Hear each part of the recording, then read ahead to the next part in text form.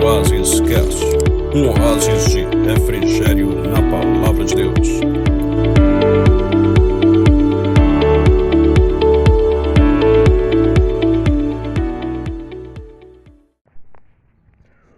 Olá, irmãos. Hoje nós vamos fazer uma meditação sobre a crença em milagres. Eu estava assistindo um debate entre o Christopher Hitchens e o pastor Douglas Wilson. Nesse debate, o Christopher Hitchens pergunta para o Douglas Wilson por que ele acredita em milagres. Será que ele crê em milagres simplesmente porque aqueles milagres são os milagres do calvinismo? É mais ou menos assim que ele vai perguntar. E o Douglas Wilson vai responder uma linha na qual eu também concordo, que é: eu não creio nos milagres somente porque é o milagre da minha religião. Porque muitas vezes irmãos da minha própria igreja já chegaram para mim relatando milagres que eu não criei. E por que eu não criei? Porque não estava de acordo com a Escritura. Então não é que eu creio simplesmente porque é o milagre da minha religião, mas eu creio porque eu julgo os milagres, os relatos de milagres, com base em um padrão. E qual padrão é esse? O padrão da Escritura. Então o Hitchens, ele até perguntava para o Douglas Wilson: por que você não crê nos milagres do Islã? Por que você não crê nos milagres da religião hindu, né? Nos milagres do hinduísmo?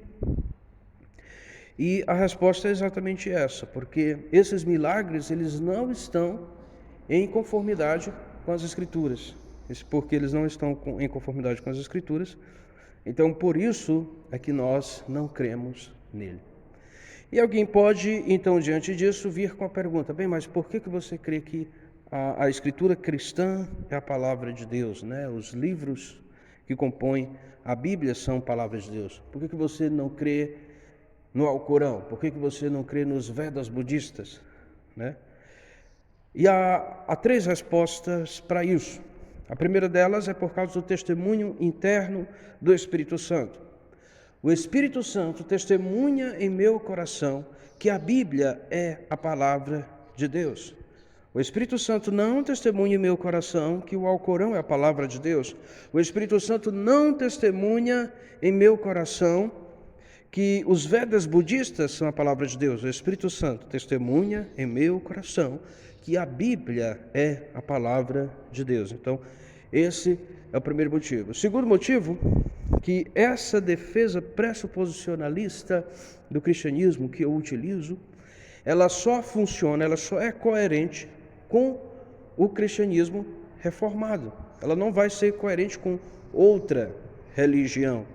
Porque para você defender da forma como defendemos, você precisa acreditar em um Deus que seja triuno, você precisa acreditar em um Deus que seja soberano e criador de todas as coisas, você precisa acreditar em um Deus que tem um povo eleito, em um Deus que tem um povo escolhido, porque senão esse tipo de apologética não vai funcionar. Então não vai ser coerente com o islamismo, não vai ser coerente com o budismo ou com qualquer outra religião, mas coerente com a Escritura. E o terceiro motivo é que a Escritura, ela é o axioma fundamental do sistema de pensamento cristão. E algumas pessoas podem olhar e dizer: você está utilizando a Escritura para validar os milagres da Escritura. Isso é um argumento circular. E não é circular, ou na verdade é circular, mas necessariamente tem que ser, porque a Escritura é o axioma do sistema de pensamento cristão, ou seja, a Escritura é o fundamento base, é o princípio fundamental pelo qual nós desenvolvemos todo o nosso sistema de pensamento. E o fundamento básico, ele não pode ser baseado mais em nada, senão ele não seria o básico, ou seja, o fundamento básico, ele não pode ser provado por mais nada além dele mesmo. E isso acontece não somente no sistema de pensamento cristão, mas isso acontece em qualquer tipo de pensamento, até nos secularistas. Você pode pensar, por exemplo, em alguém que acredita nas ideias empiristas, que só é verdadeiro aquilo que eu posso acessar pelos meus sentidos. Bem, mas a pergunta é: essa proposição que você acabou de pronunciar, ela pode ser acessada pelos sentidos? E a resposta é não. Então, é autorrefutante. Ou alguém pode dizer o seguinte: o racionalista, né, ele pode dizer: eu só creio naquilo que pode ser explicado de uma forma racional, naquilo que pode ser acessado pela razão. Mas a pergunta é: o racionalismo, ele pode ser defendido sem utilizar o racionalismo, né? Então, você pode defender a razão sem utilizar a razão, porque como é que eu vou provar a razão utilizando a própria razão, se é ela que está sendo colocada em suspeita? Então, você está aí, da mesma forma, utilizando um argumento circular.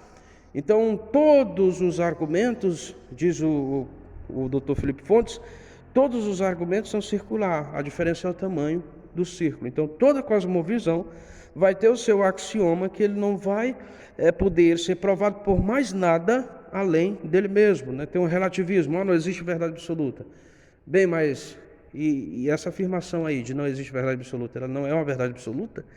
Né? Se ela não é uma verdade absoluta, então deve existir verdade absoluta em algum lugar.